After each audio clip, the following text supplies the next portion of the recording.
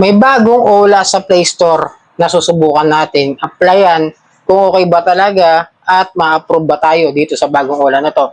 So bago ang lahat, maglalambing po muna ako sa inyo na paki-subscribe po ang aking channel, Sir Johnny. Paki-like na rin po kung nakatulong sa inyo yung video ito, itong Honest OLA Reviews. Paki-share na rin at tapos hit nyo yung notification po para sa mga updated na mga Honest OLA Reviews na sinusubukan kong applyan para malaman natin kung okay ba o hindi yung mga OLA na applyan natin at uutangan natin. Kasi mas maganda na yung ganito susubok natin at sinisilip natin ng mismong personal experience natin para ma-share natin sa iba. Subukan natin ngayon si loan tayo. So, I've tried to apply, then download. Then pagbukas, ito yung makikita, tips for collecting user data. Then yung kanyang maximum loan amount is from 2,000 pesos hanggang 80,000 pesos. Yun sabi niya. Ewan ko kung totoo. Okay, di in-accept na natin. Bahala na si Batman. Kasalanan na naman ni Batman. Loan tayo. And then apply now. At yung kanya raw na maximum APR is 30%. Tapos repayment term, 91 to 365 days. Ayos 3 months. Tapos hanggang 1 year. Legit kaya? Totoo kaya? Then, sinilip natin yung kanyang lending company, Factors Lending Corporation. So, sinilip ko siya, no? Pakita ko lang sa inyo na wala siya sa list ng SEC Recorded Online Lending Platform. Hindi ko siya nakita. Kasi updated naman yan yung July 2, this 2025. And then, sinilip ko yung kanyang lending company, yung Factors, doon sa apps ng SEC. Nung sinerge ko siya, yung kanyang date registration o yung date registered is 1973-11, tapos walang address. Then nakalagay ito sa status is delinquent.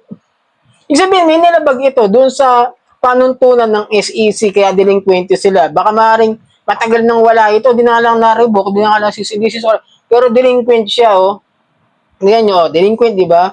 Tapos Factors Lending, tapos yung pangalan niya, doon tayo. Di natawa ako nung sinubukan kong mag-login, ang nagpadala sa akin is yung Pera Yubag.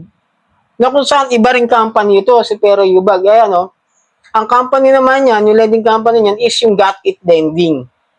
Na, hindi ko naman ito nakikita na sa, sa Play Store, yung Pera Yubag. I don't know. Pero sa website, nakikita ko siya. Doon ko siya nahanap kanina. Then, tuloy tayo. Hindi nag-apply. Subukan pa rin natin apply kahit na medyo red flag na talaga siya para sa akin. Doon pa lang sa lending company niya. Then, diretso na tayo sa work information kasi yung mga nasa taas niya, yung mga personal information is the same lang as the others ng mga OLA. Yung work information, nilagay ko other, syempre, unemployed. Takpang ko lang yung yung ibang information na hindi dapat makita yan. Kasi yung monthly expenses nilagay ko yun is for 5,000 lang. Then, naman siya, unemployed. Then, yung reference contact, ay mga reference contact na kailangan nila is hanggang 3. Siyempre, diretso sa phone number natin, sa mga phone contacts natin, cellphone. Tapos, yung kanyang withdraw account o yung disbursement, kung saan e-wallet o yung bank ginagamit natin madalas, siyempre is yung GCash. Okay? Then, ginamit ko rito na UMID ID. Sinubukan ko kung talaga mag-approve o magtutuloy siya ng loan. Then ito nga, sinubukan ko yung 2,000 kasi ayoko naman lakihan. Kasi pinakamaliit na sinusubukan ko, ayokong mabigat. Noong nakita ko yung kanyang payment terms, mga ka-Johnny, for 91 days, ayan nakalagay, is every month, 9/11. Sabihin, September pa. September 11 na simula ng hulog. At yung halaga ng ibabalik ko is nasa 697 lang monthly. Tapos susunod 697, o di ba? 6, 12, 18. Parang ang liit ng tubo niya. Parang napaka-baba, no? So 6, 12, 18, 18, tapos 100, 100. O di parang 100 plus lang ang tubo nito. Napakababa, ang ganda. Kung magiging legit ito, medyo makakatulong talaga sa mga tao na hindi magigipit doon sa mga katulad ng iba na 7 days. Ito monthly, kung totoo. Then, ito na nga, sinubukan natin. Then, nakalagay, reviewing, please wait. If you are satisfied with our product, please provide an assessment review for our product. Ginawa ko, nag 5 star, baka sakaling makalusot. Siyempre, gusto ko subukan yung mga ganito. Kung promising, kaso nga lang, dahil nga sa nakita ko, na yung kanyang lending company is delinquent at matagal nang nakarehistro tapos wala pang address, medyo red flag at wala rin siya sa SEC recorded online lending platform ng website. Okay? Yan, hintayin natin. Pagkatapos, nagulat ako, humiwalay na yata yung katawan ko sa kaluluwa ko, walang dumadating. Sinubukan ko siya ng gusto, yan. Ang nangyari, wala. Wala akong inaasahan.